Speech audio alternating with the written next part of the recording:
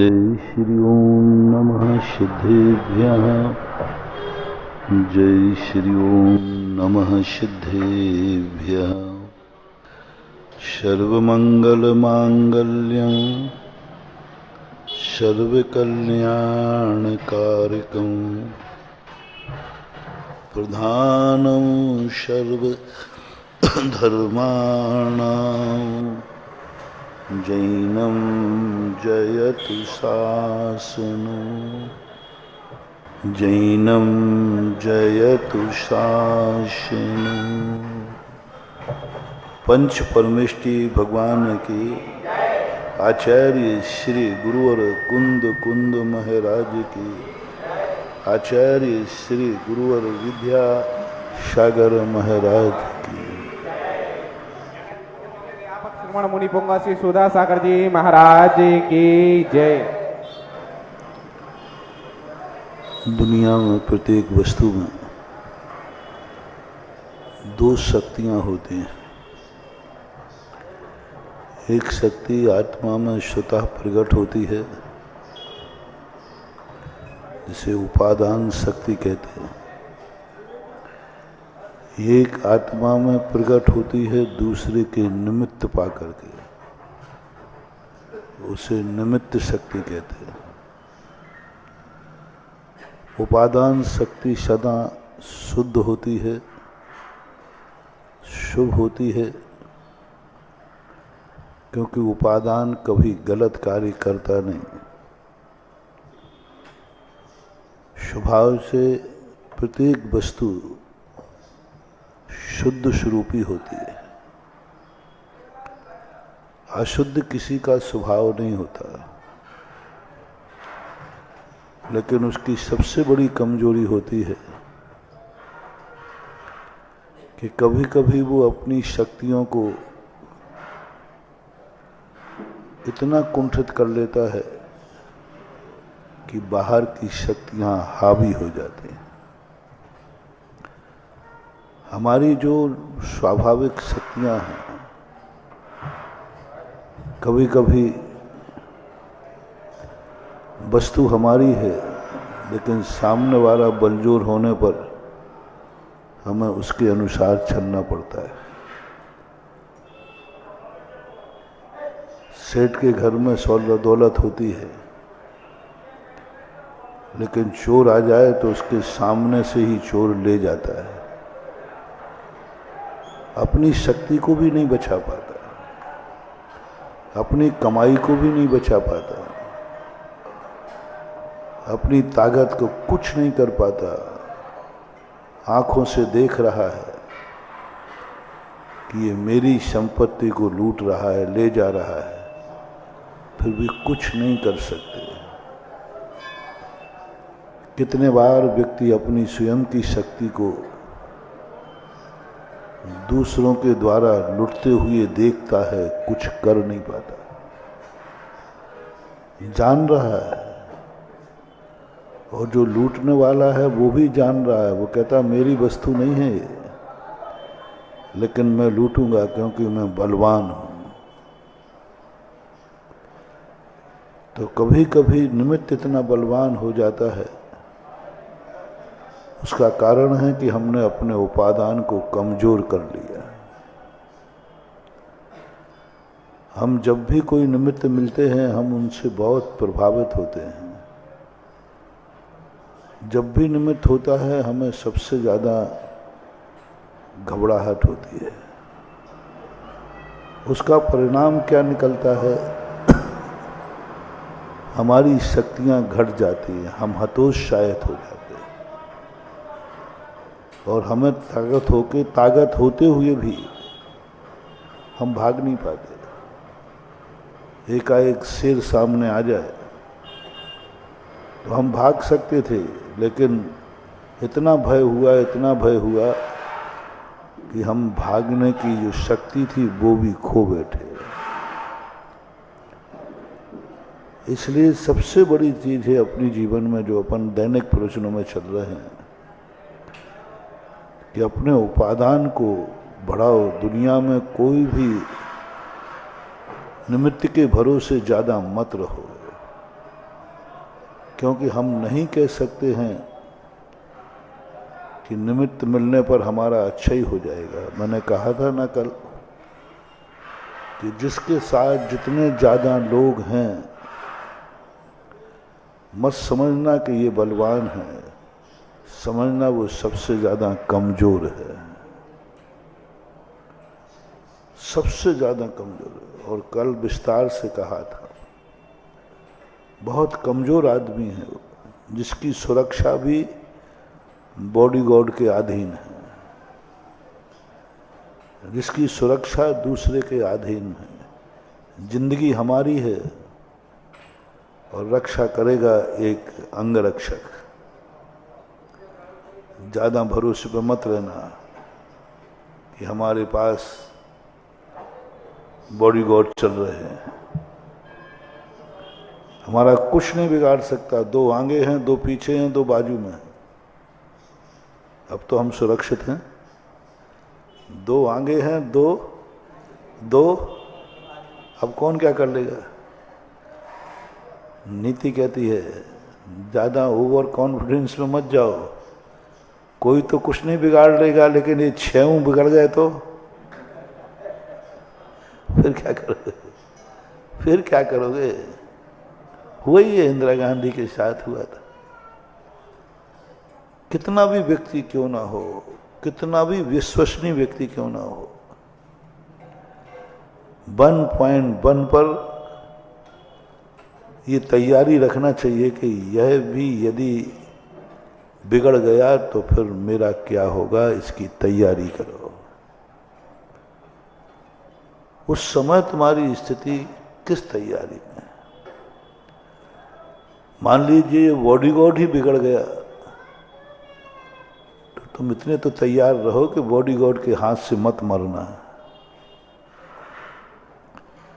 तुम इतने बेफिक्र हो गए कि बॉडीगार्ड ने ही मार दिया, इतने बेफिक्र हो गए आप।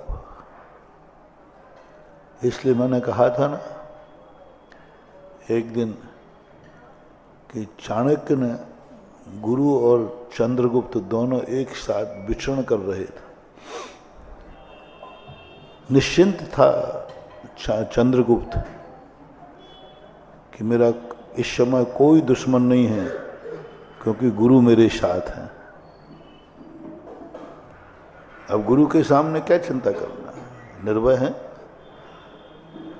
क्या विचार करना, गुरु के पास निर्भय है। चाणक्य ने देखा कि चंद्रगुप्त इस समय पूर्ण निश्चिंत हैं, थोड़ा भी इनको कोई भय नहीं है। चंद्रगुप्त ने जाकर, जैसे वो नदी किनारे टहल रहे थे, चाणक्य ने चंद्रगुप्त को एक धक्का दिया, वो नदी में गिर गए। चंद्र कहता है गुरुदेव आप धोखा देंगे, आप धक्का देंगे, ये तो मैंने सोचा ही नहीं था। आप मुझे धोखा देंगे, आप मुझे धक्का देंगे, ये तो मैंने सोचा ही नहीं था, कभी विचार ही नहीं किया। ये क्या किया? बोले देश के भावी सम्राट को गुरु से भी सावधान रहना चाहिए। यहां भी निश्चिंत हो गए थे, तुम इतने निश्चिंत थे, तुम क्या देश के भावी सम्राट बनोगे? तुम्हें ये विचार करना है कि गुरु भी धोखा दे दे तो तुम क्या करोगे। इतने तो संभले रहो कि गुरु धक्का देगा तो कम से कम नदी में तो नहीं गिरोगे। बहुत बड़ी चीज है महानुभाव। भगवान का भी ज्यादा भरोसा मत करना। जब तीव्र कर्म का उदय आता है ना, तो भगवान भी साथ नहीं देता, नमोकार मंत्र भी साथ नहीं देता। ये जो कुछ भी दुनिया साथ दे रही है, ये सब तुम्हारे खुद के पुण्य से दे रही है। पुण्य में कमी आते ही सगे भी बेगाने हो जाते हैं।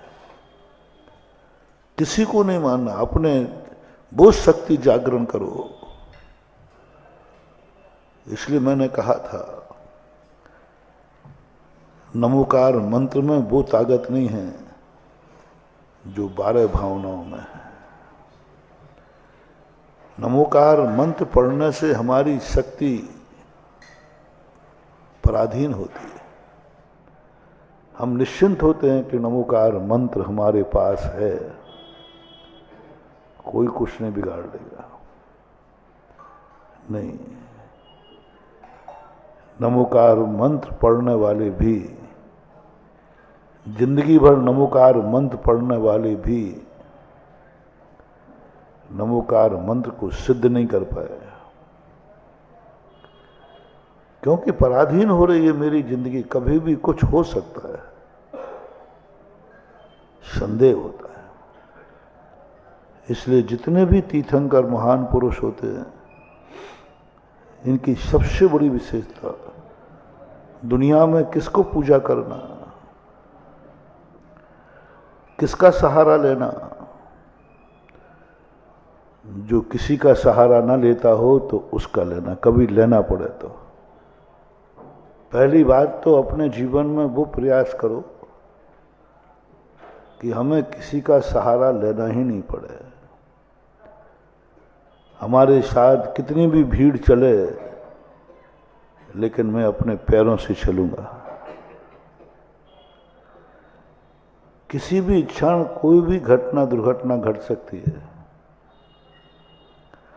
तुम अपनी शक्ति को कायम रखो,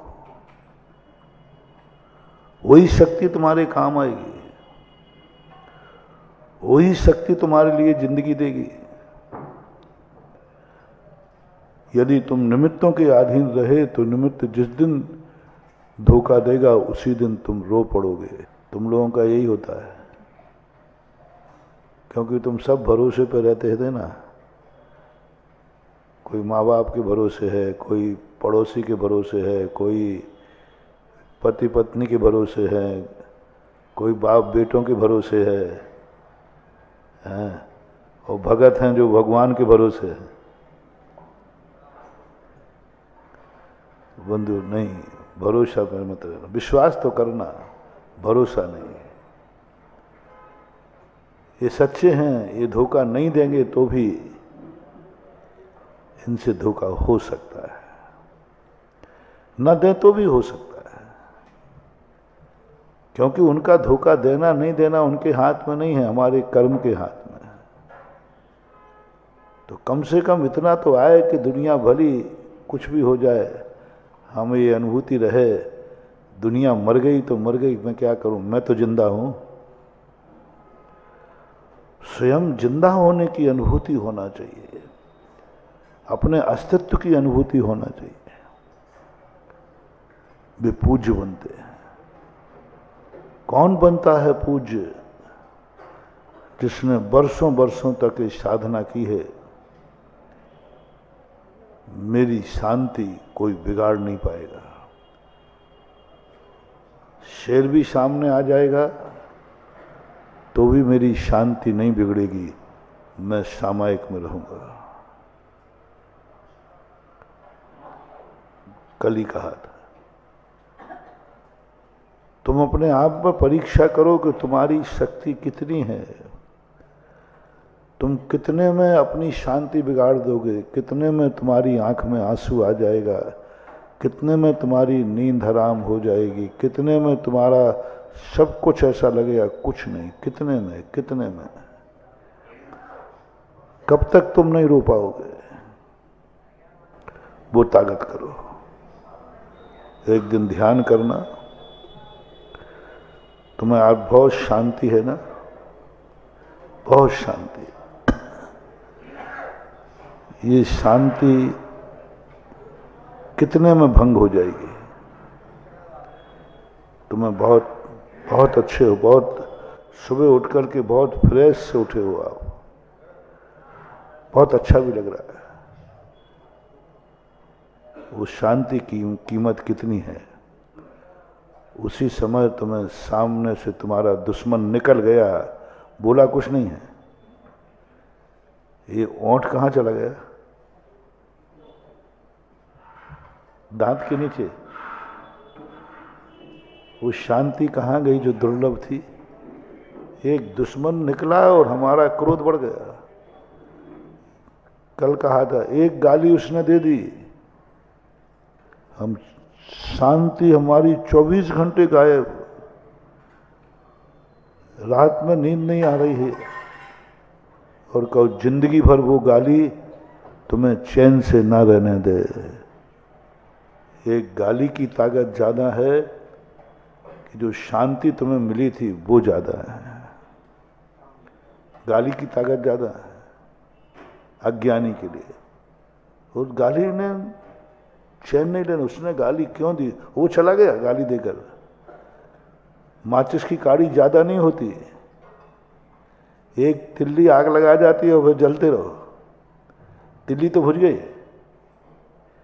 जिस माचिस की काड़ी से आग लगी थी वो माचिस की काड़ी कितनी देर जली? और माचिस से लगाई हुई आग कितनी देर जल सकती है?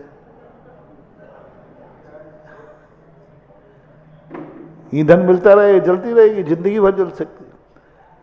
ऐसे ही दुश्मन की एक गाली तो माचिस की तिल्ली के समान थी। उसने आया, मन दे गया, चला गया।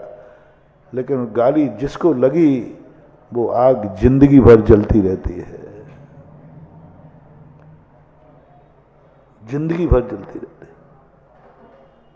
हमारे जैनाचार्य कहते, पहली तो ऐसा अपनी जिंदगी को बनाओ कि दुश्मन की गाली मेरी शांति भंग न कर पाए, और यदि कर भी दी है तो बस जितनी देर तिल्ली जलेगी उतनी देर आग लगेगी। तिल्ली बुझ गई, आग बुझ गई, खत्म।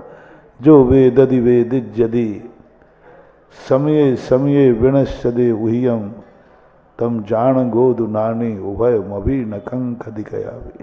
उतनी देर रहेगी बस जितनी देर उसने गाली दी थी। मैंने सुन ली, बस खत्म। गाली देने वाला चला गया, हमने भी निकाल के अलग कर दिया। मैं अपनी शांति भंग करने वाला नहीं हूं। तुम्हारी जितनी भी स्थितियां बहुत कमजोर हो रहे हैं, शक्ति जागरण, स्व शक्ति जागरण करने का बस एक ही तरीका है, अपने आप को असहाय बनाओ, सहारा मत बढ़ाओ, सहारे की ताकत पे मत जियो, अपने आप को असहाय बनाओ। और असहाय बन करके तो मुस्कुरा गए। मैंने कहा ना कि जितने मुनि महाराज पहले दीक्षा लेते थे वे कहाँ भागते थे? क्यों? जहां कोई चिल्लाए तो भी कोई नहीं आ पाए। यानी ऐसे जंगलों में भाग गए, गिरनार की 5वीं टोंक पर, बड़ा शिखर जी उतने पहाड़ पर। अरे बूढ़े आदमी जब शिखर जी का पहाड़ चढ़ते हैं ना तो कहते हैं, ओ सामलिया पारसनाथ, नीचे से मोक्ष चला जाता तो तेरा क्या बिगड़ता था? अरे नीचे से चले जाते तो कम से कम हम लोगों को, वो तुम्हारे लिए मोक्ष नहीं है, वो ऐसे स्थान पर गए जहां तुम ना पहुंच पाओ। और मन कभी चिल्लाने को कहे तो मन से कहते चिल्ला के क्या होगा, यहां कोई सुनने वाला नहीं है, इसलिए चुपचाप ध्यान में बैठ।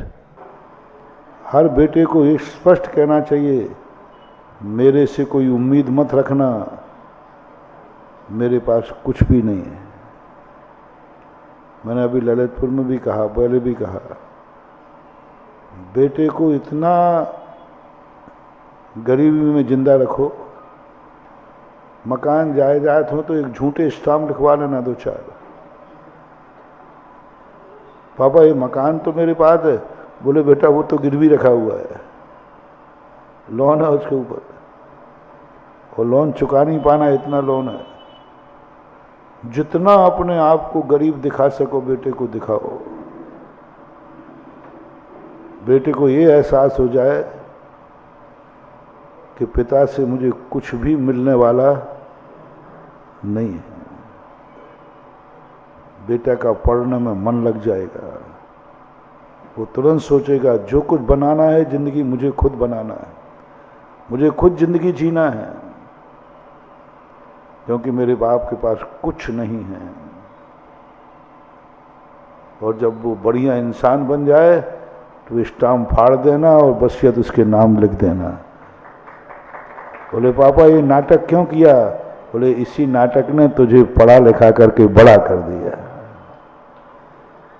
ये तुम्हारी पॉलिसी है। हमारे धर्म की पॉलिसी हम लोगों से कहती है कि तुम सब कुछ होकर के भी तुम अपना मत मानो, यहां तक कि शरीर को भी अपना मत मानो, किस्मत को भी अपना मत मानो, और फिर तुम मुस्कुरा के दिखाओ, फिर तुम सामायिक करके दिखाओ। और उस समय एक मुहूर्त की सामायिक है, बस एक मुहूर्त के लिए। दीक्षा लेते समय या धर्म के आते समय, मंदिर आते समय इसलिए मत आया करो कि मंदिर मुझे सहारा देगा, इसलिए आया करो कि मंदिर मुझे बेसहारे पर जीना सिखाएगा। दो बातें देता हूं। एक वो व्यक्ति है जो तुम्हें सहारा देगा, और एक व्यक्ति वो है कि तुम्हें बेसहारे में चलना सिखाएगा। एक व्यक्ति वो है जो चिंता मत करो, मैं तुम्हारे साथ हूं, मैं सहारा दूंगा तुम्हें, मैं तुम्हारे साथ हूं, तुम्हारा सहारा दूंगा, तुम्हें पकड़ो गिरोगे तो करूंगा, सब कुछ करूंगा।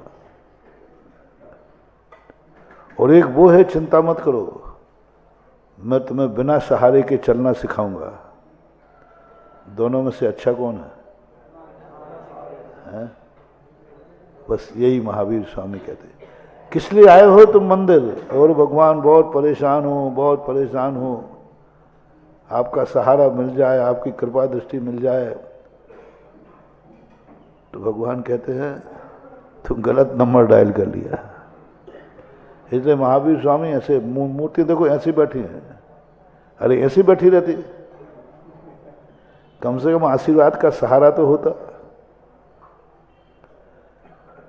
कुछ तो होता, कुछ तो सहारा दो। महावीर स्वामी कहते नहीं, तू मेरे पास आया है तो मैं तुझे ऐसी शक्ति दूंगा कि तू बिना सहारे के चलेगा।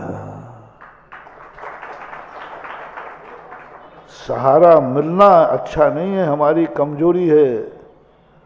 और जो हमें बिना सहारे के चलना सिखावे,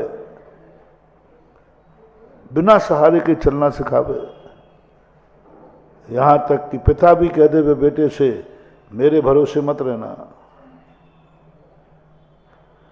मेरे भरोसे मत रहना कि ये संपत्ति तेरी है, आजकल मेरा मन हो रहा है, भरोसा मत करना, मैं कर भी सकता हूं। तुम्हें बड़ा बुरा लगेगा, बड़ा बुरा लगेगा कि पापा यदि आपको ऐसे ही करना था तो हमें पैदा क्यों किया? होते ही मार डालते, होते ही मार डालते, काय को पैदा किया? कितने % लोग यदि सारे पिताजी तुम्हारी पूरी अपनी संपत्ति दान में देने लग जाएं, पूरी टोटल, कुछ भी नहीं बचा तुम्हारे पास, तो झूठ मत बोलना, तुम्हारे पिताजी के प्रति क्या भाव आएगा?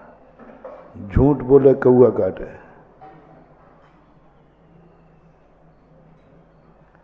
पूरी संपत्ति वो दान में दे रहे हैं।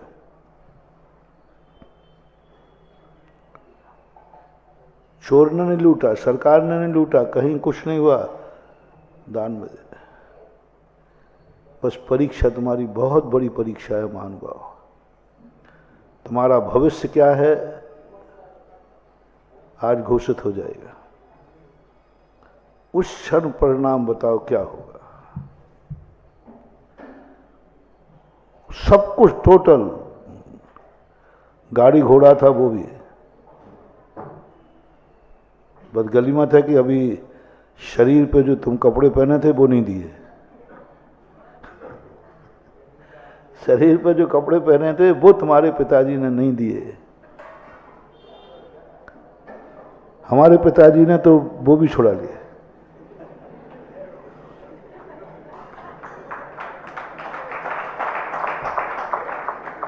है ना। हमारे पिताजी ने तो बेटा कपड़ा भी नहीं, कुछ नहीं,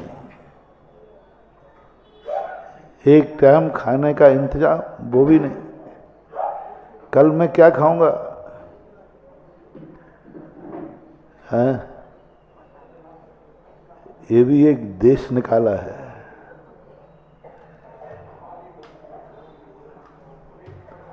रामचंद्र जी यही तो कहते हैं, लक्ष्मण कहते हैं भैया क्या अन्याय हो रहा है, कुछ भी नहीं दिया जा रहा है, एक जोड़ी कपड़े दिए जा रहे हैं, वो भी नहीं दिए जा रहे, पहने हैं वो ठीक है। तो रामचंद्र जी कहते हैं कम से कम लक्ष्मण कपड़े तो दे रहे हैं, ये मां कपड़े तो दे रही है, धनुष बाण तो दे रही है। एक मां और है दुनिया में, जब वो निकाला देती है तो कपड़े भी उतरवा ले देती है, जिसे जिनवाणी मां कहते हैं। कपड़े भी उतरवा ले दे, कपड़े भी छोड़ो, ब्लू जैकेट भी नहीं, सुरक्षा के लिए तीर कमान भी नहीं, कुछ नहीं, कुछ नहीं तुम्हारे पास, कोई बॉडीगार्ड नहीं, कोई देवता नहीं। जो परसों बात बताई थी ना, शांति सागर महाराज को जब बात हुई थी, शांति सागर महाराज कहते हैं मरूंगा तो मर जाऊंगा, लेकिन किसी देवता के अधीन तो नहीं रहूंगा। दूसरे मेरी सुरक्षा नहीं करेंगे, मैं खुद सुरक्षित होऊंगा। उपसर्ग आए, बहुत उपसर्ग आए, लेकिन आनंद कुछ भी नहीं। लक्ष्मण, ये मां तो कम से कम कपड़े दे रही है, इससे बड़ी मां है। सोच देखो, पॉजिटिव थिंकिंग। एक जिनवाणी मां है, जब किसी बच्चे को आदेश देती है तो कपड़े भी उतरवा देती है। कम से कम ये 14 वर्ष के लिए भेज रही है।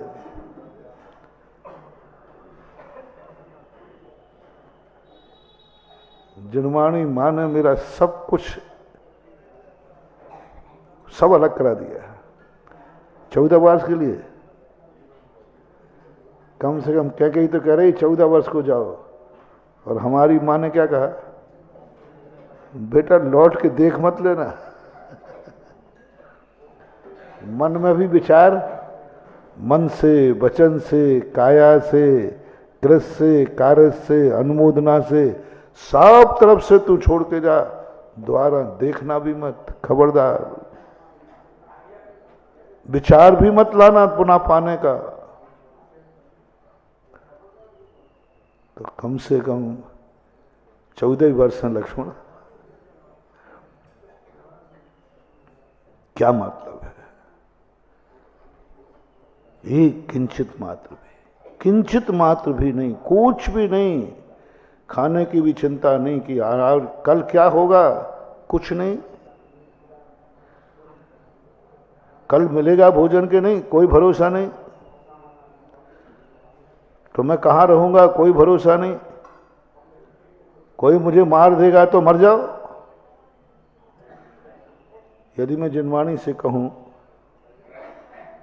कि देखो आपने सब कुछ सुरक्षा कवच छुड़ा लिए और सब कुछ कर दिया, कोई मुझे मार देगा तो जिनवाणी क्या जवाब दे? हाँ मार सकता है, ऐसा कर, कपड़े मत पहनना, ब्लू जैकेट पहन ले। मार सकता है कि नहीं? हो सकता है। बचने के लिए 2-4 बॉडीगार्ड तो दे दे। जिनवाणी कहती है मरना हो सो मर जा, लेकिन तुम अपनी तरफ से सुरक्षा कवच नहीं रख सकते। तुम्हें अपनी सुरक्षा का भाव नहीं लाना। देवता थोड़ी सुरक्षा करें, भक्त तेरी सुरक्षा करें, करने दो, लेकिन तुम सुरक्षा के लिए कोई साधन नहीं रख सकते। तुम्हारी कोई सुरक्षा का तुम्हें भाव नहीं करना है।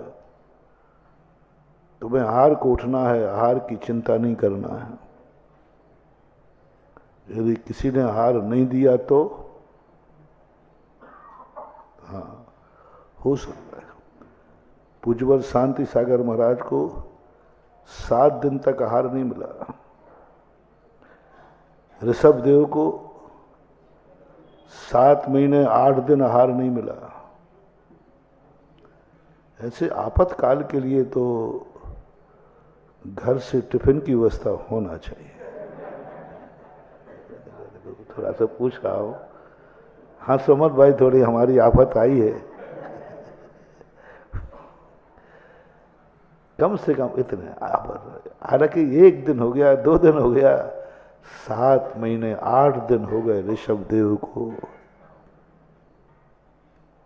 अब तो कोई महावीर स्वामी जैन धर्म में कोई व्यवस्था हो, आपातकाल की व्यवस्था तो हो कि कोई बात नहीं, यदि कोई नहीं देवे, तुम्हें यदि पूरे नगर में भोजन नहीं मिला तो कम से कम महाराज जी घर तो जिंदाबाद है, कम से कम भरोसा तो है। यहाँ 1 दिन क्या, जिंदगी भर नहीं मिले तो भी कोई ये भरोसा नहीं कर सकता हूं कहीं मिले या नहीं मिले। यहाँ तो वो कौन सा ठाइया है जहां महाराज को कहीं विधि मिले या नहीं मिले, कहीं कोई आहार मिले या नहीं मिले, लेकिन यहां तो पक्का है, कोई पक्का नहीं, कुछ नहीं, कोई आश्वासन नहीं, कोई जिनवाणी में आश्वासन नहीं दिया गया घबराओ मत मैं तो हूं। जिनवाणी माँ ने एक बार भी नहीं कहा घबरा मत, ले ले दीक्षा, कहीं आहार नहीं मिलेगा तो मैंने इंतजाम कर लिया, वहां तो मिल ही जाएगा। कोई आश्वासन नहीं, चिंता मत कर, कोई, मैं तेरी सुरक्षा कवच हूं, मैं रक्षा करूंगा, कोई आश्वासन नहीं। बात थोड़ी तो आश्वासन दे दो कि यदि मुझे कोई मारेगा पीटेगा तो कौन बचाएगा, ये बताओ, उसका नाम तो बता दो, फोन नंबर दे दो जहां मैं फोन कर सकूं। जिनवाणी कहती है कोई आश्वासन नहीं, कोई आश्वासन नहीं, कोई फोन नंबर नहीं, कुछ नहीं। तो तुम सुरक्षा करोगे? बोले नहीं मैं नहीं करूंगी। कोई मंत्र करेगा? बोले सवाल ही नहीं उठता। तो कम से कम कोई मारने आए तो हम उठा के पत्थर मार देंगे, ये तो कर दो। उन्होंने कहा ध्यान रखना, पत्थर उठाने का भाव भी मत कर लेना। असुरक्षित कर दिया, आश्वासन से भी असुरक्षित कर दिया। तुम कहीं से सुरक्षित नहीं हो, कोई आश्वासन नहीं है। मुनि बनना हो तो बनो, नहीं बनना हो तो मत बनो। रहने की कोई आश्वासन नहीं, खाने का कोई आश्वासन नहीं, सुरक्षा का कोई आश्वासन नहीं, कुछ नहीं। और तुम किसी को पुकार भी नहीं सकते। 700 मुनिराजों को, 500 मुनिराजों को घानी में पेला जा रहा है। हस्तिनापुर के अंदर रक्षाबंधन का अवसर हुआ, वो किसी को बुला नहीं पाया, बुला ही नहीं सकते, मरो। और रोते हुए मत मरना। हाँ, भोजन नहीं मिले तो रोते मत लौट जाना मंदिर, हंसते हुए लौटना, बड़ी आफत है। अरे खाने नहीं देवे तो कम से कम रोने तो देवे।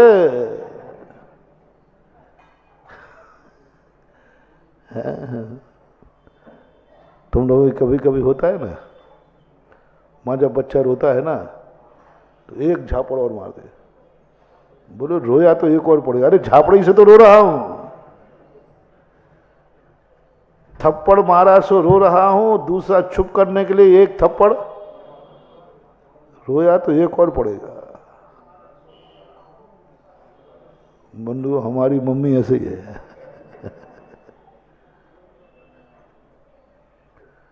व्यवस्था कुछ करेगी नहीं, और थोड़ा सा रोया तो एक झापड़ और करेगा।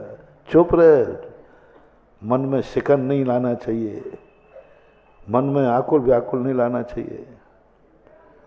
आप देखना, साधु का जिस दिन अच्छा आहार हो उस दिन के चेहरे का देखना, और जिस दिन अंतराय हो उस दिन चेहरा देखना, दोनों की मैचिंग करना। अंतराय का दिन का चेहरा ज्यादा खिला हुआ रहता है।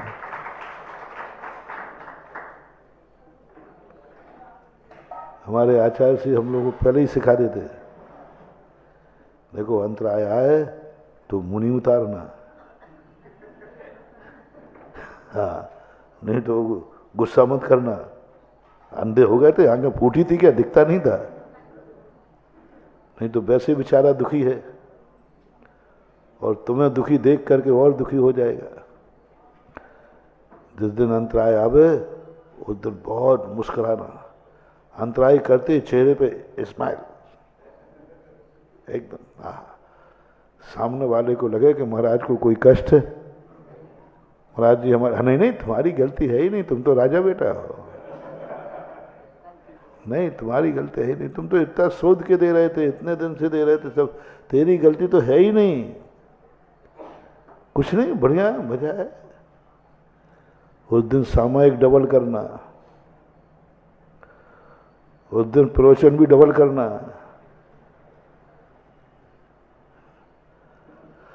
अब कल प्रवचन में नहीं आऊंगा आज, क्यों भाई आज अंतराय है, तो सारी समाज में क्या हो जाएगा, वैसे ही दुखी थे, ओहो महाराज को इतना कष्ट है कि आज महाराज प्रवचन भी नहीं दे पाए। उस दिन डबल प्रवचन दो, लोग कहें वाह महाराज को तो कुछ भी नहीं हुआ, आज तो और डबल प्रवचन दे रहे हैं, आज तो और खुश नजर आ रहे हैं। बस यही तुम्हारी साधना है और यही तुम्हारी तपस्या है। सुख के दिन में खुश होना ये अज्ञानियों का काम है, और दुख के दिनों में मुस्कुरा देना यही ज्ञानियों का काम है। सुख के दिन में तो सब मुस्कुराते हैं, सुख के दिन में तो सब, बालक हो, पापी हो, पशु हो, पक्षी हो, सब सुख का दिन अच्छा चल रहा है, सब कुछ पवारा है, उस समय सब मुस्कुराते हैं।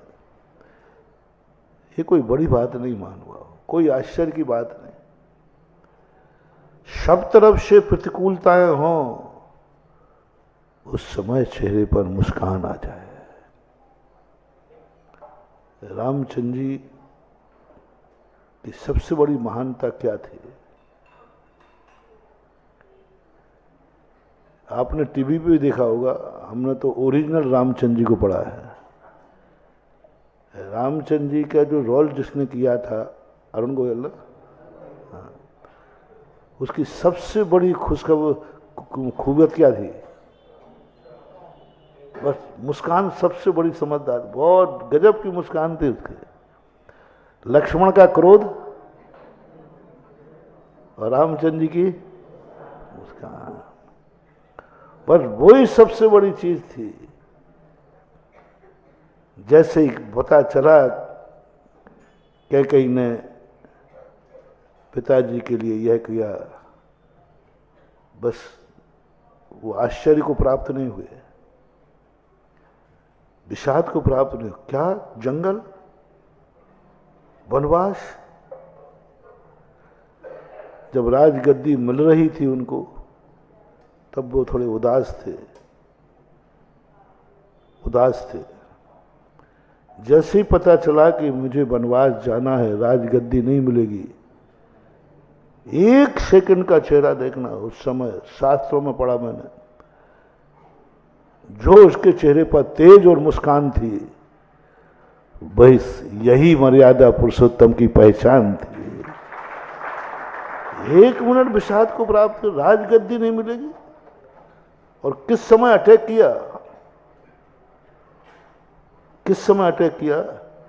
जब पूरी नगरी दुल्हन की तरह, पूरी नगरी में खुशी थी, रात भरी तो भागी थी, कल तो राज्याभिषेक था ही, घर घर में खुशी, सब तैयारियां, सब कौशल्या राजमाता बनने की तैयार सब तरफ थी। उस समय गाड़ी का कौन सा ब्रेक लगाना पड़ा? पीछे के नहीं, आगे का ग्रिप लगाना बहुत खतरा होता है, गाड़ी पलट भी सकती है। 140 160 की सीट की गाड़ी हो और आगे का ब्रेक लगाना पड़े तो क्या है, बस गाड़ी ऊपर तो पलट जाएगी। उस समय चरम पुण्य था, चरम पुण्य। इससे बड़ा पुण्य का उदय कुछ नहीं हो सकता। और जैसे चरम पुण्य पे था, एक सेकंड में ही पुण्य गायब हो गया और चरम पाप कर्म का उदय, अशुभ कर्म का उदय आ गया। चरम, इतना शुभ कर्म का उदय, कहां सबसे ऊंचा शुभ कर्म और सबसे नीचा अशुभ कर्म का उदय आ गया। सूर्य उदय होते ही अयोध्या की सीमा छोड़ दो। सूर्य अस्त होते समय था, कल अयोध्या का एक एक कण राजा राम की आज्ञा में चलेगा और सूर्य उदय के पहले ही हो गया। अयोध्या की सीमा का एक सीमा छोड़ना है सूर्य उदय होते ही।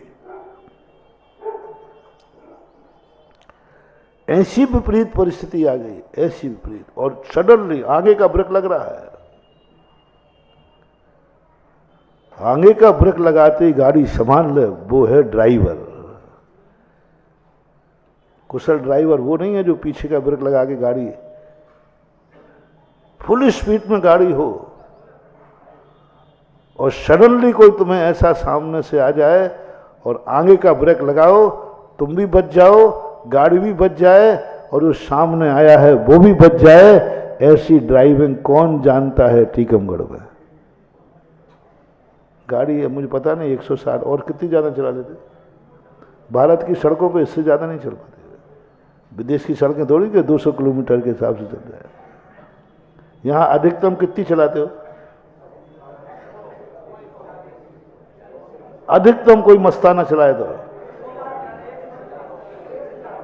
140-50 पर, बस बहुत मस्ती में चला रहे हो, फुल स्पीड। गाड़ी में स्पीड कितने की होती है? चलो 200 पे छोड़ दो। पहली बात तो 200 पे चलाने वाला कोई ड्राइवर तुम्हारे टीकमगढ़ में तो नहीं है। और टीकमगढ़ की सड़कें, अरे राम राम राम, वो तो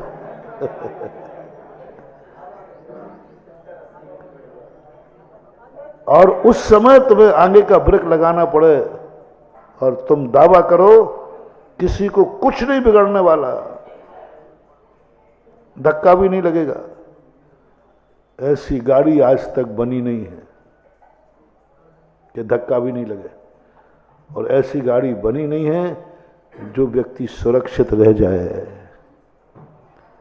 हमारे यहाँ थे, ऐसी गाड़ी, ऐसी जिंदगी थी हमारे श्री राम के।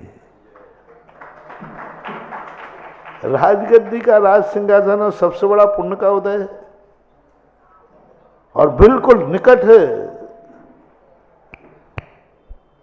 और आगे का ब्रेक लगा दिया और कुछ भी नहीं, चेहरे पर सिकन भी नहीं आने दी, मुस्कुराते हुए।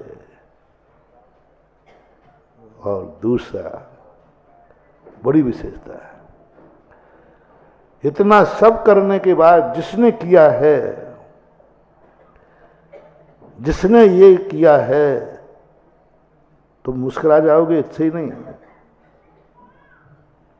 इतने से तुम अभी श्री राम नहीं बन पाओगे। देखो मैंने हंसते हंसते सब छोड़ दिया है। जिसके कारण तुमने छोड़ा है उसके प्रति तुम्हारा भाव क्या है? घर तैन निकार तन बेदार, वो पढ़ते ना 10 लाक्षण पर। उसके बावजूद भी रामचंद्र जी माँ के उसके पैर छूने में उठ गए। पैर छूने, लक्ष्मण कहता है कि भैया क्या है, खोपड़ी है क्या तेरी, क्या है? जिसने सब नाश कर दिया, उसी के पैर छू लिए राम ने। मां आशीर्वाद दो, तुम्हारी भावनाओं में ये खरा उतरे बेटा आपका। जब शुरू में जब मैंने पढ़ा था ये, मुझे भी समझ में नहीं आएगी। मैंने कहा ये पागलपन की हद है। अरे ठीक है, छोड़ दिया, लेकिन उसकी तरफ फूटी आंख से नहीं देखना। लेकिन पैर छूने पहुंच गए, और बल्कि कौशल्या से पहले पैर किसके छुए? पैर छुए। विद्रोह नहीं, देश की कणका नहीं, देश की कणका नहीं। ऐसे ही नहीं है महानुभाव, ये धर्म कोई सब्जी मंडी की बाजार नहीं है कि तुम जाओ थैले में लेके आ जाओ। धर्म एक शुद्ध आत्मा की पर्याय है। ऐसी पर्याय है, समस्त प्रतिकूल परिस्थितियों में और प्रतिकूलता डालने वाले के प्रति तुम्हारे प्रति क्या भाव आया, वो है साधना, वो है तपस्या, वो बनाती है तुम्हें भगवान। ऐसे ही नहीं उनका नाम दुनिया ले रही है। इन परिस्थितियों में भी उन्होंने अपना साहस नहीं खोया। इन परिस्थितियों में भी उनकी आंख में आंसू नहीं आया। इन परिस्थितियों में भी उस दुश्मन के प्रति कोई देश भाव नहीं आया। उस समय जब एक और वैष्णव दर्शन में बड़ा प्रसंग आता है, जब रामचंद्र जी लंका जीत करके और लंका के साथ जो व्यवहार किया रामचंद्र जी ने, कोई आत्मीजन के साथ नहीं करेगा। उनको लंका नहीं जीतना थी, और जाकर के लक्ष्मण को भेज दिया, जाओ रावण का दाह संस्कार सम्मान के साथ होना चाहिए, नहीं तो दुश्मन की तो लाश को क्या दुर्दशा की जाती है। कई बार आपने देखा होगा, अपने सैनिक किसी के बढ़िया फुटबॉल खेलते, नाचते। रामचंद्र ने कहा लक्ष्मण जाओ, विभीषण जाओ, रावण से मेरी कोई दुश्मनी नहीं थी। उसका सम्मान, उसकी अर्थी राजकीय सम्मान के साथ निकलना चाहिए। बताते दशरथ स्वर्ग में थे, रामचंद्र जी के कृत्य को देखकर वो एक दिन आए, बोले बेटा राम, आज तेरी चर्चा स्वर्गों में भी हो रही है। ऐसी भी कोई आदमी है जिस रावण ने रुला दिया, जिस रावण ने विदेही का अपहरण कर लिया, उस रावण के प्रति सम्मान, राजकीय सम्मान, उसके प्रति ऐसी दुर्दशा, ऐसा उसका पात्र बहुमान, जिसने ऐसी दुर्दशा की हो। बेटा तेरी चर्चा स्वर्गों में भी है, और तेरे कारण मुझे मरने के बाद भी शाबाशी मिल रही है। और स्वर्गों में कह रहे हैं कि हे दशरथ देव, तुमने ऐसे बेटे को क्या घुट्टी पिलाई, क्या संस्कार दिया। तब दशरथ आके कहते हैं, बोला बेटा मांगो, क्या मांगना चाहते हो। पहले मना किया, बोले नहीं कुछ तो दूंगा। तो पिताजी देना ही चाहते हो, तो मेरे वनवास दिलाते समय तुमने कैकेयी का परित्याग किया था, कैकेयी का त्याग किया था, मैं आज से तुम्हें त्याग करता हूं। बस आप अपना दिया हुआ अभिशाप मेरी मां कैकेयी का वापस ले लो, यही वरदान। देवता भी काम गए कि ऐसा स्वरूप, किसको वरदान मांग रहे हैं। कैकेयी को माफ कर दो, बस यही मेरी मांग है, यही मेरी मांग है। ऐसी आत्मा, ऐसा चेतन स्वरूप जिनका हो जाता है, वे भगवान बनते हैं। वे अपनी शक्तियां जागरण करते हैं। प्रतिकूल परिस्थितियों में आपको यदि भगवान बनने का कभी मन बनाए तो अनुकूल परिस्थितियों को सोचकर मन बनना। हर प्रतिकूल परिस्थिति में मुस्कुराना सीख लो। हर प्रतिकूल परिस्थिति, कैसी भी प्रतिकूल परिस्थिति आए, अनुकूल परिस्थिति नहीं, प्रतिकूल परिस्थिति में, ये साधना सबसे बड़ी तपस्या है। अनुकूल परिस्थितियों में तो सब मुस्कुराते हैं, सब तरफ से अशुभ प्रकृतियां जा रही हैं, उस समय चेहरे पर मुस्कान आ जाए और आत्मा में ये भाव जाग जाए, अब मजा आएगा, हम अपनी जिंदगी स्वयं जिएंगे। हर बच्चे के लिए आज से तैयारी करके रखो, बेटा कल ये चीज तुझे क्लास में स्कूल में बांटना है, अपने टीचर को देना है कि आज मेरे भगवान का जन्मदिन है। यदि सारे भारत के जैनियों के बच्चे कल ये रूप ले ले तो बोलो प्रभावना कितनी बड़ी हो जाएगी। कल्पना करो क्या है और कौन सी बड़ी चीज है, एक छोटे सी चीज बांटना है। सवाल चॉकलेट का, सवाल पेंसिल का नहीं है, सवाल भगवान से आत्मीयता बढ़ाने का है। देखा मेरे बेटे ने स्कूल में चॉकलेट बांटी और क्या बांट गई, मेरे भगवान का जन्मदिन है। कल सुबह उठ करके ही टीकमगढ़ के हर जैनी का पहला मोबाइल खुलेगा, हैप्पी बर्थडे, हैप्पी बर्थडे। पहला मोबाइल खुलते ही पहला फोन होगा हैप्पी। किसका? बोले मेरे भगवान ऋषभ देव का। उधर से वो कहे तेरे ही भगवान थोड़ी हैं, वो नहीं सोच पाएगा, उसमें इतनी अकल नहीं है अभी। तुम्हें तो हमने पढ़ा दिया ना। अब तुम्हारा पहला mobile happy birthday Rishabh Dev का नहीं कह पाया तो फिर मैं आगे नहीं बोलता हूं। पहला मोबाइल खुले, हर रिश्तेदार को कल बधाई दो कि आज हमारे भगवान का बर्थडे है और अब मना रहे। और ये परंपरा चालू करो। सारे भारत में आदिनाथ जयंती टीकमगढ़ में मनाई जाएगी, लेकिन सारी दुनिया में उसकी आवाज पहुंचेगी, सुगंधी पहुंचेगी।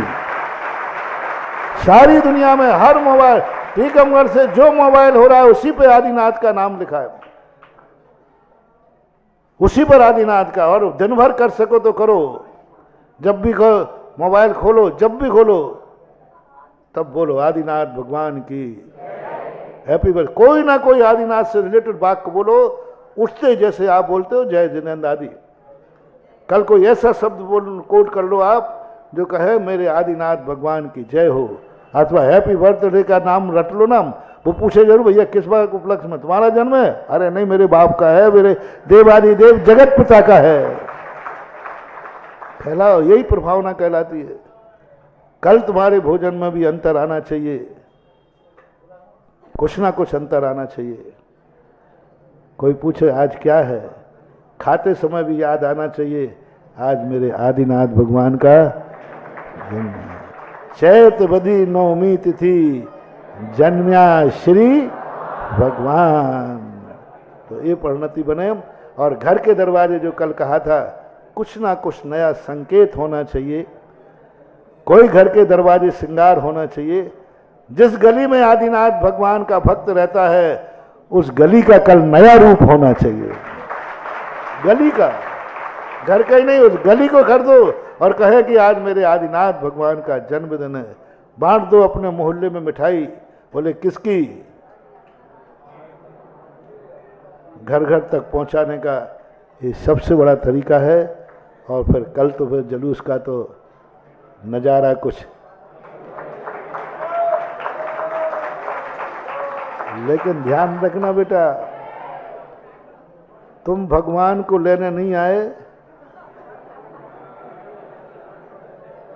तुम्हें मंदिर में भगवान को लेने आना है और बाद में मंदिर तक छोड़ के आना है। यदि इतनी हो तो ठीक, हम अपने भगवान इतने बेशरम नहीं कि तुम्हारे बिना बुलाए तुम्हारे यहाँ चले जाए। और भगवान नहीं जाएगा तो मैं भी नहीं जाऊंगा।